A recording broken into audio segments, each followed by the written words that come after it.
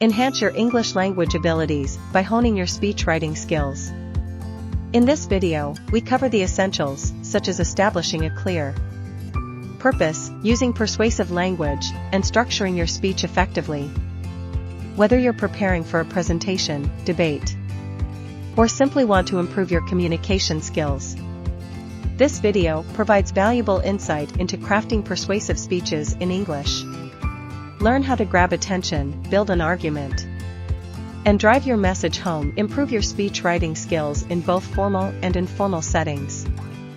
Gain proficiency in adapting your tone, selecting appropriate language, and connecting with your audience, regardless of the occasion. Okay, people, we will do a writing skill out here which is known as speech writing. किसी किसी को होगा ये, किसी किसी को नहीं होगा. कल आपका हमने राइटिंग स्किल कौन सा कवर कर दिया था? Article writing, which is there, तुम लोगों के लिए है ना वो, ठीक है. सो स्पीच राइटिंग किसी किसी का है, किसी किसी का नहीं है, किसी किसी का इस टर्म में है, किसी किसी का शायद अगले टर्म में है. But what exactly do we mean by speech writing? Any idea? Okay, so when you are suppose to give a speech, you are suppose to address a group of people, ठीक है. आप एक समूह के students हो सकते हैं, वो पेरेंट्स हो सकते हैं, वो टीचर्स हो सकते हैं, या आपके सोसाइटी के मेंबर्स हो सकते हैं, एनीथिंग, ठीक है. So that is how a speech is given, ठीक है.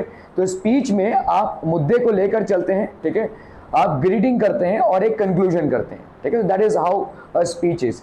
स्पीच एक इंटरेक्शन नहीं है, डायलॉग राइटिंग की तरह नहीं है, ठीक है. So what is a speech people? A speech is a spoken discourse और an expression of ideas that is delivered in front of an audience by the speaker. So her speech का एक audience होता है, ठीक है. Every speech will have an audience, और audience के सामने speaker जो है तो delivery करता है, ठीक है. delivery करता है या करती है, जैसे अभी होगा, ठीक है. You have to basically convince about your point to the audience. अभी समझ लो मैं यहाँ पे आपको पढ़ा रहा हूँ, speech नहीं दे रहा हूँ, नहीं. So if a person is giving you a speech, और मतलब आज ना बुधवार है और हेलो आप लोग कैसे हैं, सब ठीक ठाक हैं, ओके, कार्यक्रम चालू किया जाए, ओके. इस तरह से अगर कोई स्पीच देगा तो अगले 5 मिनट में या तो ऑडियंस सो जाएगी या तो भाग जाएगी, है ना. So you have to ensure that speech जो होता है वो काफ़ी मतलब असर्टिव होना चाहिए. आपका जिस पॉइंट के बारे में आप बात कर रहे हैं that should be clearly expressed. आपका बॉडी लैंग्वेज भी वैसा ही होना चाहिए, ठीक है. मैं एक मतलब मैं जो प्रीवियस जॉब में था तो वहाँ पे हमारे यूएस से क्लाइंट्स आते थे और मतलब मुझे एक प्रेजेंटेशन देना था. मेरे साथ और भी बहुत सारे लोगों को प्रोडक्ट प्रेजेंटेशन होता है बेसिकली, ठीक है. तो हम प्रोडक्ट का प्रेजेंटेशन देते, जैसे रूम था, प्रोजेक्टर वगैरह में प्रेजेंटेशन चल रहा था, और मैं जब तक ये बोल रहा था मैं मतलब ऐसे, तो वो ना प्रेजेंटेशन को नहीं देख रहा है, मेरे हाथों के मूवमेंट्स को देख रहा है ऐसे. तो बड़ा ही कॉन्शियस कर दे रहा है. आप मतलब जो मैं समझा रहा हूँ अगर उस तरफ नहीं देख रहे हैं, ऐसे कर रहा है, ठीक है. तो मैं मतलब जब ब्रेक हुआ तो वैसे कॉफ़ी पी रहे थे तो मैंने पूछा कि I don't think you were paying any attention to the presentation. तो उन्होंने बोला कि as a client I need to know how engrossed are you in the work. वो बोल रहा है कि जो प्रोडक्ट आप बेचने की कोशिश कर रहे हैं या जो प्रोडक्ट हमें हाईलाइट करने की कोशिश कर रहे हैं वो प्रोडक्ट लगभग हर दूसरे इंसान के पास अवेलेबल है, लेकिन हम ये देखना चाहते हैं कि उस प्रोडक्ट के साथ आप कितना कनेक्टेड हैं, ठीक है. आपका बॉडी लैंग्वेज बताता है कि आप उस चीज़ों के साथ कितना कनेक्टेड हैं. जिस बारे में आप बहुत ज़्यादा उत्सुक हैं या जिस चीज़ से आप बहुत ज़्यादा कनेक्टेड हैं, ऑब्वियसली आपका बॉडी लैंग्वेज भी दिखाएगा वो चीज़, ठीक है. अगर आप ये प्रोडक्ट ठीक है खरीदना है, नहीं ऐसा वाला प्रेजेंटेशन देंगे तो क्या ही हम, ठीक है. सो वो बोल रहा था कि I wanted to know whether you are connected to the presentation जो आप कर रहे हैं उसके साथ आप कनेक्टेड हैं या नहीं, ठीक है. तो स्पीच में आप ऑब्वियसली यहाँ पे एक्शंस तो नहीं कर रहे हैं, लेकिन स्पीच में आपका जो माइंड है, जो थॉट्स है एक पर्टिकुलर टॉपिक के बारे में, वो बहुत भली भांति ऑर्गेनाइज तरीके से आना चाहिए. जैसे कल हमें मतलब कल शायद किसी को मैं डायलॉग राइटिंग पढ़ा रहा था. डायलॉग राइटिंग क्या है? एक जन ने कुछ बोला, दूसरे जन ने बोला, तीसरे जन ने बोला, ऐसा चल रहा है, ठीक है. लेकिन स्पीच में ऐसा नहीं है. स्पीच में सिर्फ आप ही आप बोल रहे हैं और आपको किसी पॉइंट के बारे में बहुत ही एग्रेसिवली आप बोल रहे हैं, बहुत असर्टिवली उस पॉइंट के बारे में बोलना है, ठीक है. Okay. A speech can perform one or more of the following functions to convince the audience. Audience को भाई साहब convince करना पड़ेगा कि ये सही है या गलत है, ठीक है. That is to convince the audience. Reasons why I believe Indians do not have civic sense, ठीक है. तो जैसे अगर आपका एक टॉपिक है यहाँ पे, to provoke the audience to take an action, report corruption to kill corruption, to inspire the audience, ठीक है, do good one deed a day, to inform the audience. तो ये सारे हैं भाई साहब आपके स्पीच के पर्पसेस. एक है आपको कन्विंस दी ऑडियंस, अपने पॉइंट के बारे में ऑडियंस को कन्विंस करना, भरोसा दिलाना या विश्वास दिलाना कि आप जो मान रहे हैं वो सही है, ठीक है. To provoke the audience to take an action, तो ऑडियंस को इंस्पायर करना कि भाई अभी टाइम आ गया है कि आप इसके बारे में कोई एक्शन ले, ठीक है. To inspire the audience, audience को इंस्पायर करना. To inform the audience. So these are basically the ingredients. Format of a speech, like other forms of composition, a speech also comprises an introduction, supporting ideas and a conclusion. ठीक है, तो speech का भाई साहब एक title होता है, address the audience, introduce the audience to the issue, तो ये हो गया भाई साहब आपका introduction. Give one's own views, that is body, ठीक है. कंक्लूड, तो ये हो गया आपका कंक्लूजन, ठीक है. फेयरवेल स्पीच, तो जैसे देखिए यहाँ पे एक फेयरवेल स्पीच है. A very good morning to each of you. Today, as I stand here in front of you, I am overwhelmed by a multitude of emotions. तो पहले आप क्या कर रहे हैं यहाँ पे देखो, एड्रेसिंग दी ऑडियंस, ठीक है. तो मतलब ऐसा नहीं है कि सबको नाम लेकर हाय रुद्राक्ष, हेलो विशाल, ऐसे ऐसे हम नहीं बोलेंगे, हर एक का नाम नहीं लेंगे ऑडियंस में, ठीक है. एक ऑडियंस एक कलेक्टिव मतलब क्राउड है जिसके सामने आपने आपको एक्सप्रेस करना है, and you have to greet them as well. Good morning, good afternoon, जो भी है वो बोलना है और आगे बढ़ना है, ठीक है. A very good morning to each of you, very मत बोलिएगा, ये एक रॉन्ग इंग्लिश है. गुड मॉर्निंग काफी है. Good morning to all of you, ठीक है. Today as I stand here in front of you, ठीक है, I am overwhelmed by a multitude of emotions. तो काफी सारे इमोशंस हैं मेरे पास, ठीक है. Going back to our first day of school, तो ये बेसिकली क्या है, फेयरवेल स्पीच है. आप अपना स्कूल का करियर 12 साल में खत्म कर देते हैं, 12 साल बाद आपको दूसरे कॉलेज में जाना ही पड़ता है, ठीक है. कोई 10th के बाद ही स्विच ऑन करते हैं, या कोई 12th तक वहां पे ही पढ़ते हैं, ठीक है. सो एक फेयरवेल स्पीच है बेसिकली, ठीक है. Going back to our first day of school, we all felt upset to be away from the security of our family. तो हम पहले दिन जब स्कूल आए थे तो बड़ा ही बुरा लग रहा था, क्योंकि अभी तक जो है तो हमारी पूरी परवरिश या हमारा पूरा दिन हमारे फैमिली के साथ ही बीतता था, वो चाहे मम्मी पापा या फैमिली में ही हम रहते थे, उधर ही खेलते देखते थे. लेकिन अभी हमको स्कूल आना पड़ रहा है. Today we feel the same emotion, a sense of sadness to part from our extended family of friends, classmates and teachers. Part मतलब डिफर हो जाना, पार्ट मतलब you are parting your ways basically, ठीक है. ओके, तो ये हो गया भाई साहब आपका opening. I want to thank our principal for leading us in the right direction and for instilling discipline in us, our teachers for enriching us with knowledge and for molding our nimble minds, ठीक है. our friends for their unwavering support and love, and last but not the least, non-teaching staff for all the assistance they provided us over the years. तो एक school में अगर आपको मतलब आज आप जा रहे हैं स्कूल छोड़कर, तो अगर आपको सबको थैंक यू बोलना है तो कैसे बोलेंगे? प्रिंसिपल को थैंक यू बोलेंगे, तो किस लिए थैंक यू बोल रहे हैं? For leading us in the right direction, ठीक है. फिर आप किसको बोलेंगे भाई साहब? टीचर्स को बोलेंगे. और टीचर्स, प्रिंसिपल किससे जुड़ा होता है? प्रिंसिपल का नाम आते हैं मतलब क्या माइंड में सबसे पहले आता है?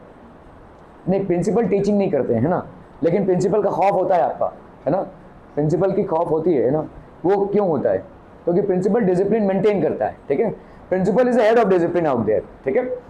टीचर्स के साथ आप फिर भी फ्रेंडली हो जाएंगे, प्रिंसिपल के साथ फ्रेंडली होना थोड़ा मुश्किल है ना. तो प्रिंसिपल एक एम्बॉडीमेंट है किसका? डिसिप्लिन का. स्कूल में जो डिसिप्लिन चाहिए उसका एम्बॉडीमेंट है, ठीक है. For instilling discipline in us, our teachers for enriching us with knowledge. Enriching us with knowledge, जो टीचर्स हमारे थे जिन्होंने हमको नॉलेज प्रोवाइड किया, ठीक है.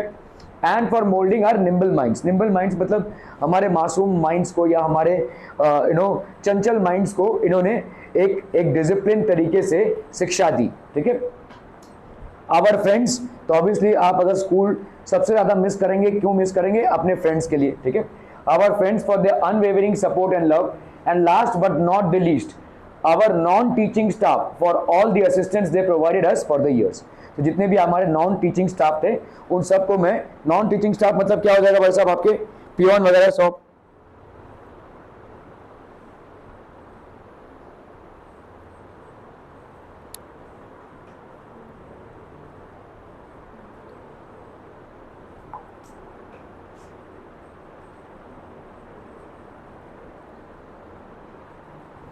ठीक है.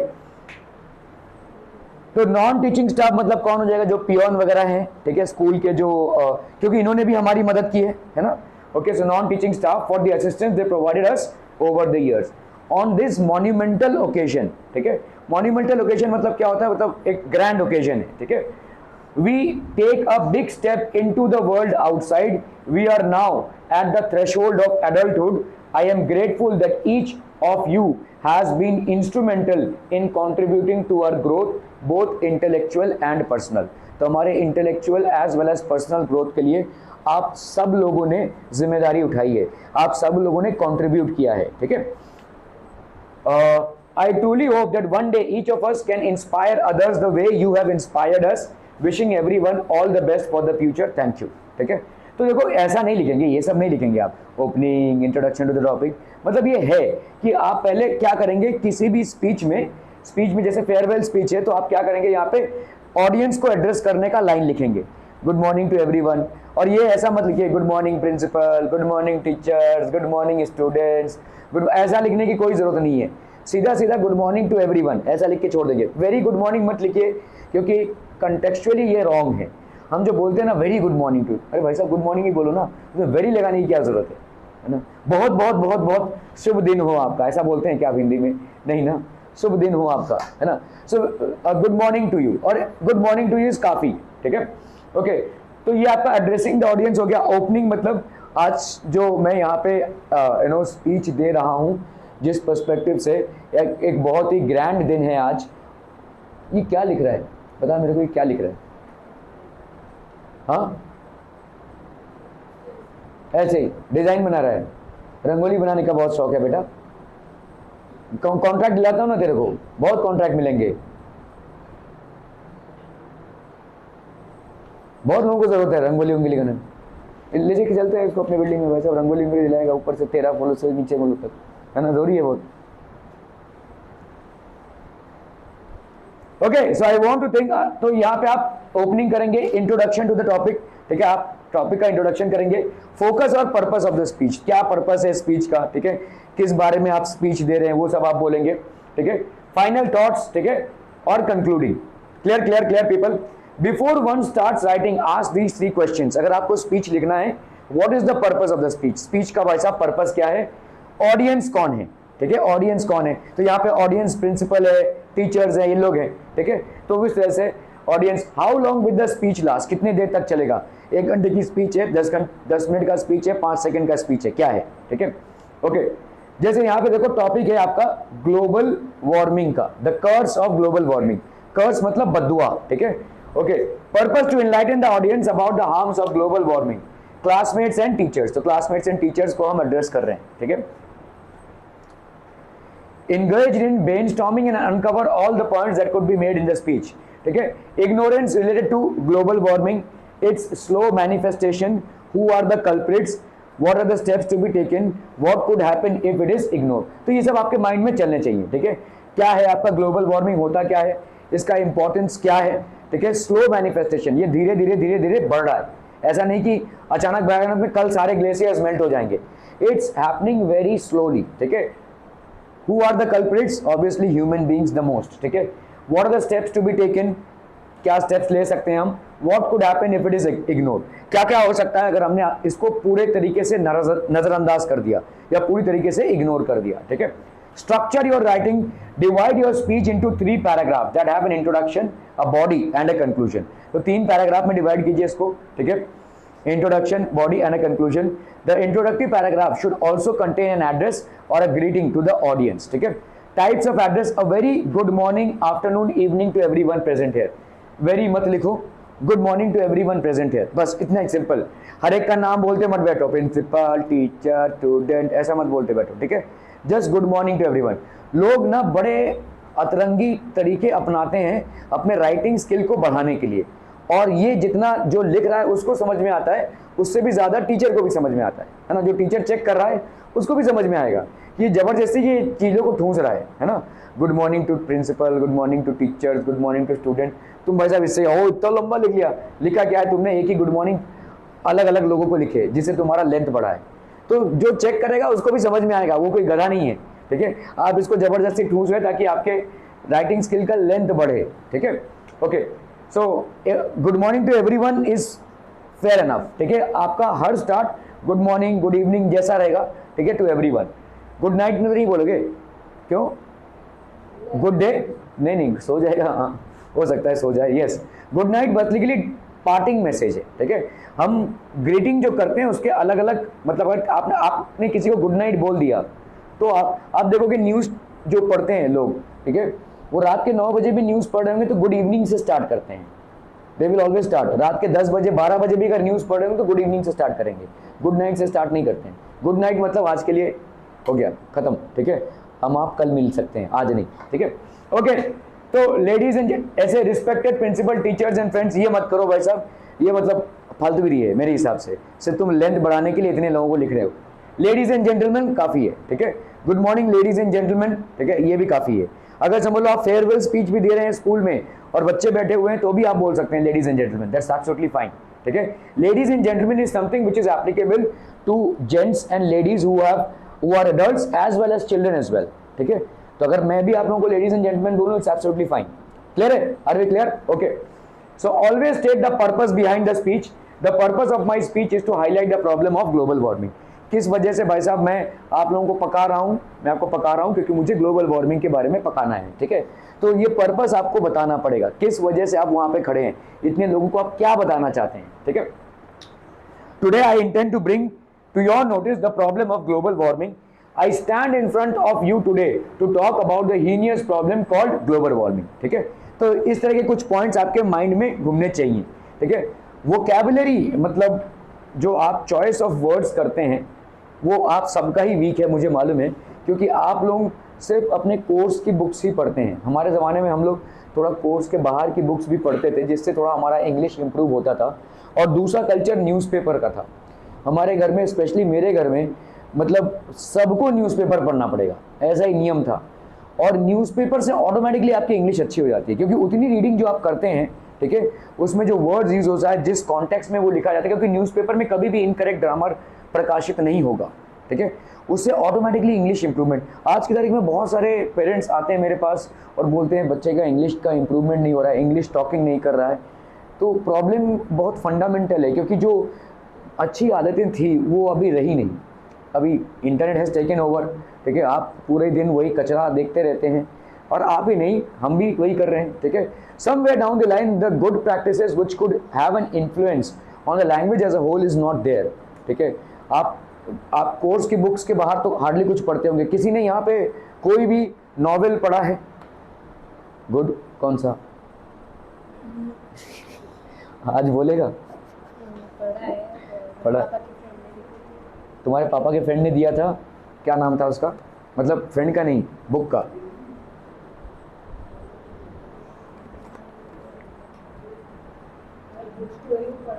स्टोरी बुक, हाँ, ओके ओके ओके, हाँ ओके। Animal else? बस, और किसी ने नहीं पढ़ा? सिर्फ मतलब आपकी पढ़ाई सिर्फ आपके कोर्स के बुक्स तक ही सीमित है, क्यों ऐसा? सोचिए ना, आपको भाई साहब 20-30 रुपए में आपको आराम से नॉवेल्स मिल जाएंगे, आराम से, ठीक है। वो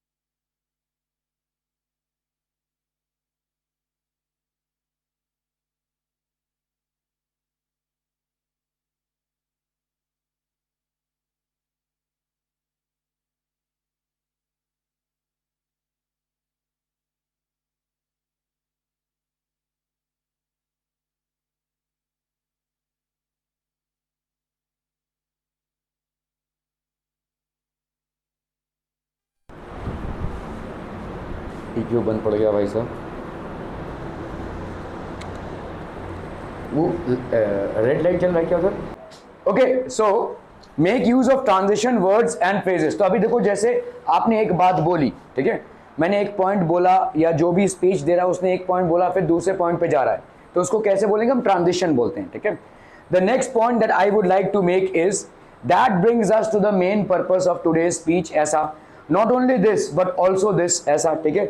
लेट मी बिगिन विथ इस तरीके का, बच गया। Likewise, contrary to popular belief, in conclusion, I would like to end my speech by इस तरह से, ठीक है। तो ये these are connecting phrases basically। आप एक thought process को connect कर रहे हैं। किस लिए हंस रहा है ये? नहीं, किस लिए हंस रहा है पहले वो तो मालूम चले। ऐसे ही जो बिना कारण हंसते हैं उनको क्या बोलते हैं मालूम है? वो मतलब ऐसे रास्ते में नहीं होने चाहिए, वो एक बाउंड्री के अंदर होने चाहिए, जिसको पागल खाना बोला जाता है।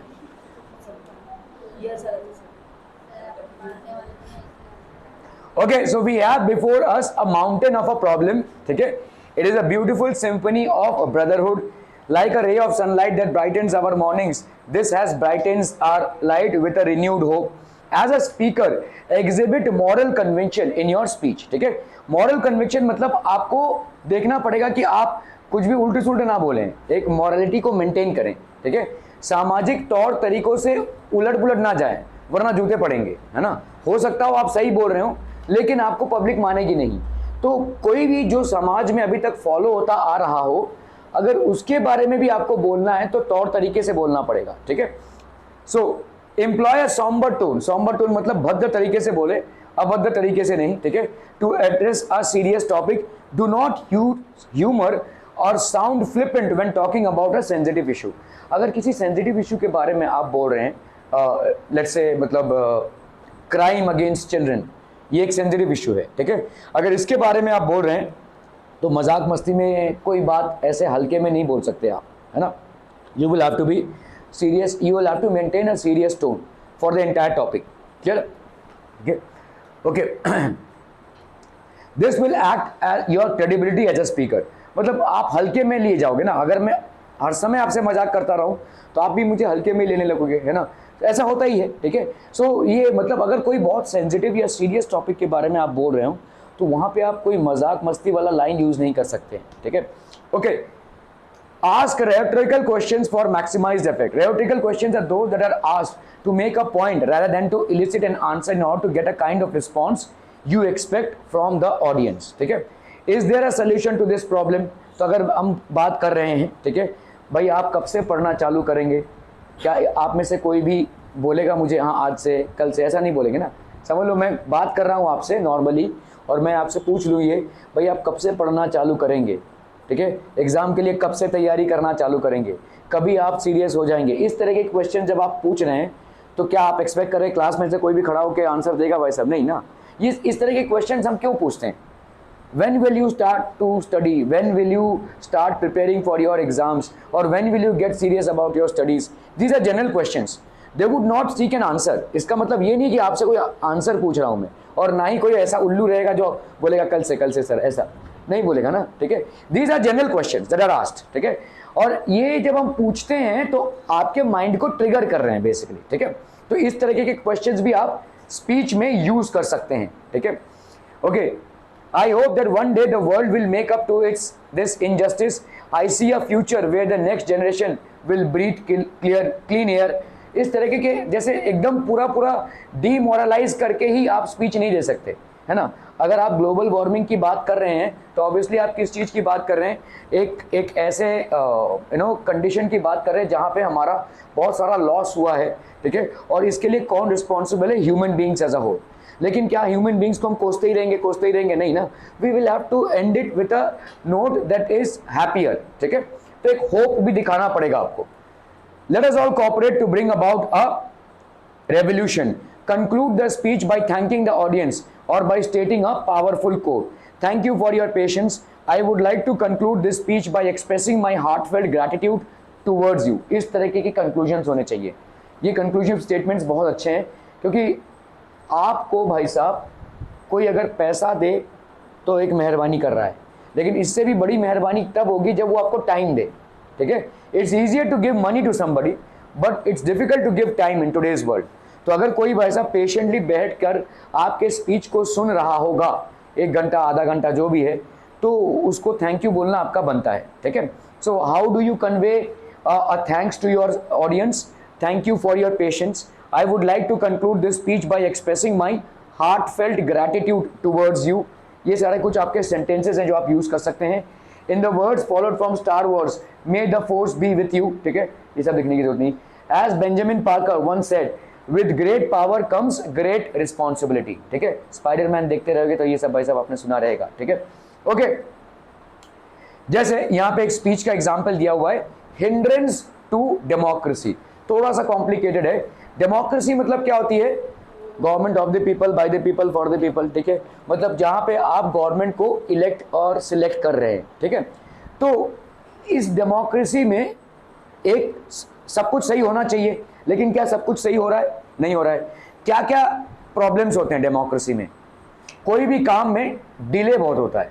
अगर एक ही लीडर रहेगा, ठीक है, अगर कोई मतलब डिक्टेटर टाइप का लीडर रहेगा तो वो चाहेगा तो चीजें होंगी, वो नहीं चाहेगा तो चीजें नहीं होंगी। लेकिन डेमोक्रेसी में इतने सारे मिनिस्टर्स, इतने सारे ब्यूरोक्रेट्स, इतना बड़ा सेटअप है कि मतलब आपका जो मुद्दा है वो ऊपर तक पहुंचते पहुंचते कभी कभी बहुत देर हो जाती है। So delay is one part in democracy which is there, which will be there any democracy, ठीक है। सो यहाँ पे आपको हिंड्रेंस मतलब क्या चीजें हैं जो डेमोक्रेसी के सक्सेस में बाधाएं हैं, ठीक है। Okay, today I am going to speak whether the reservation system should be abolished in India और not. What do you mean by reservation? देखो, बहुत सालों पहले हमारे समाज में जो ढांचा था वो गलत था, ठीक है। मतलब जो लोअर कास्ट के लोग जिनको माना जाता था उनको बहुत सारे उत्पीड़न हुए उनके ऊपर, और उनको गांव से बाहर रखना, उनको गांव के पानी से पानी ना पीने देना, ये सारे बहुत सारे समस्याएं हुई। और धीरे धीरे ये समस्याएं इतनी प्रगाढ़ रूप से कॉम्प्लेक्स हो गई कि उन पे अत्याचार करना लगभग एक स्वाभाविक बात हो गई, ठीक है। So lower caste people were tortured and tormented and that became a very मतलब हाँ ये तो होता ही है, ऐसा क्या है। मतलब लोगों को आश्चर्यजनक कोई ऐसा नहीं लगता था कि आप ह्यूमन राइट्स को वायलेट कर रहे हैं। तो इस चीज़ से निपटने के लिए गवर्नमेंट ने बोला कि भाई इनको ऊपर लाना है, ठीक है। अगर लोअर कास्ट के लोगों को ऊपर लाना है, so what do we do?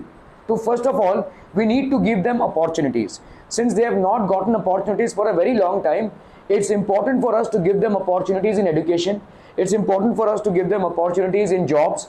ऐसे भाई साहब अपॉर्चुनिटीज को क्रिएट करने के लिए गवर्नमेंट ने जबरदस्ती रिजर्वेशंस रखे हैं।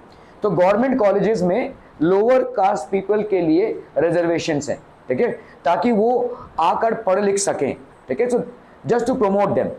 सो in India reservation was introduced to uplift the lower strata of the society. However, over the years, the reserved classes have been enjoying privileges offered by the government without really contributing to the country's progress।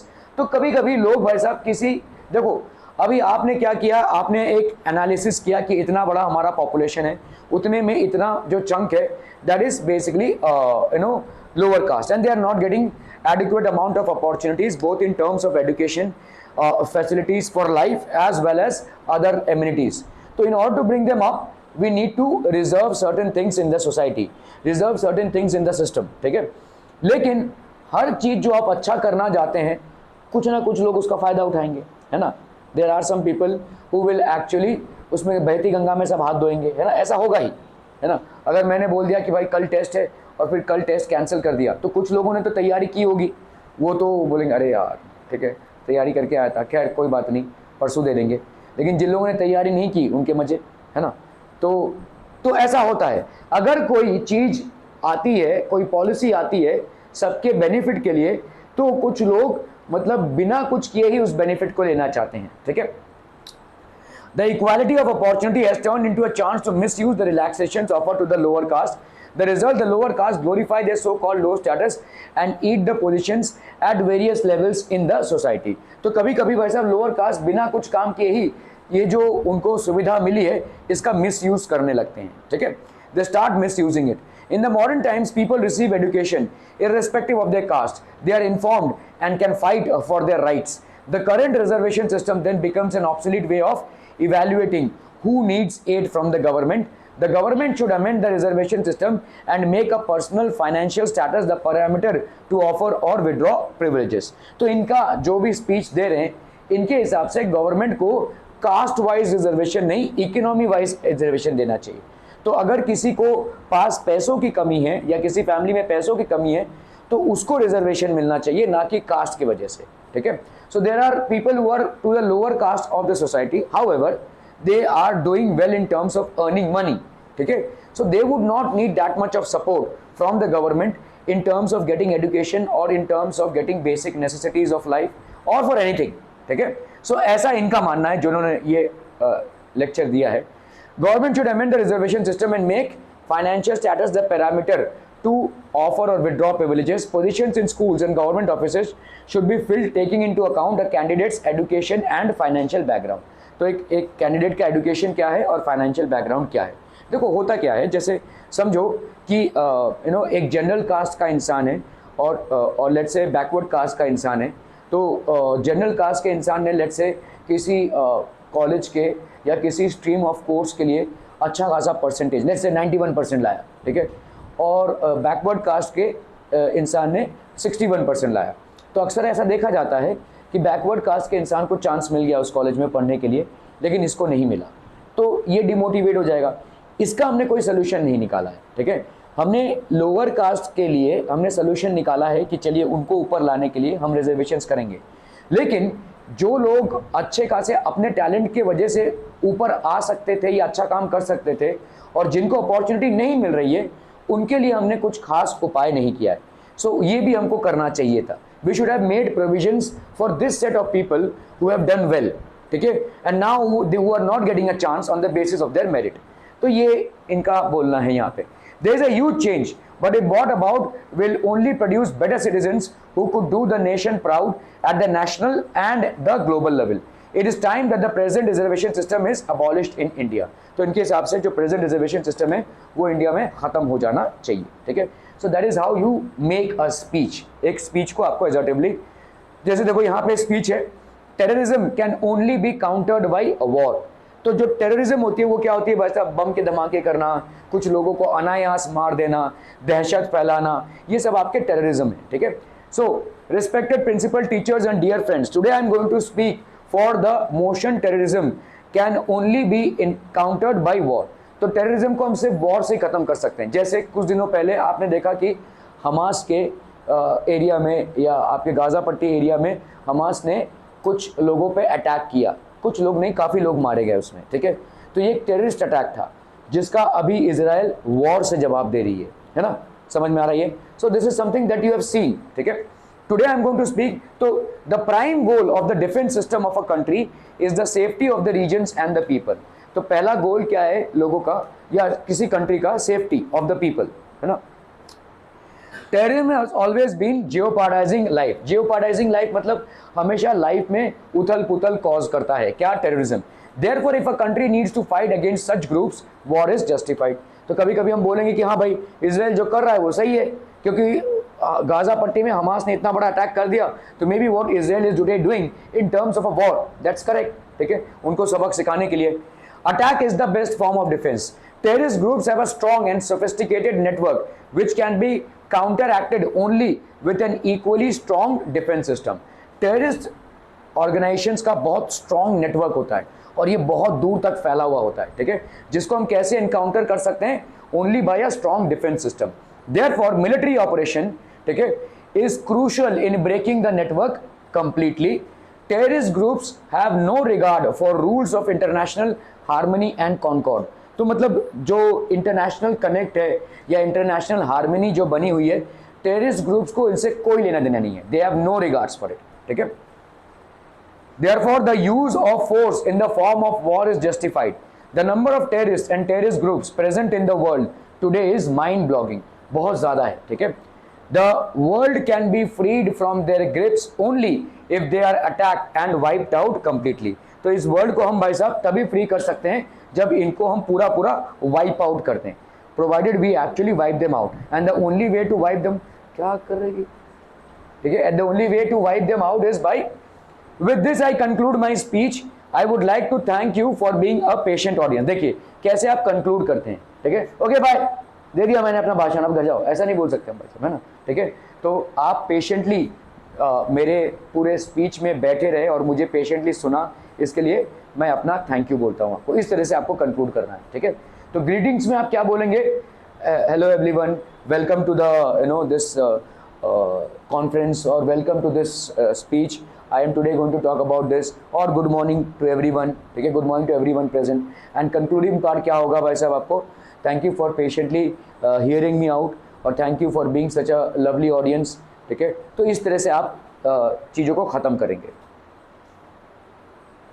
So these are some examples, people, for speech writing. I will send this to you.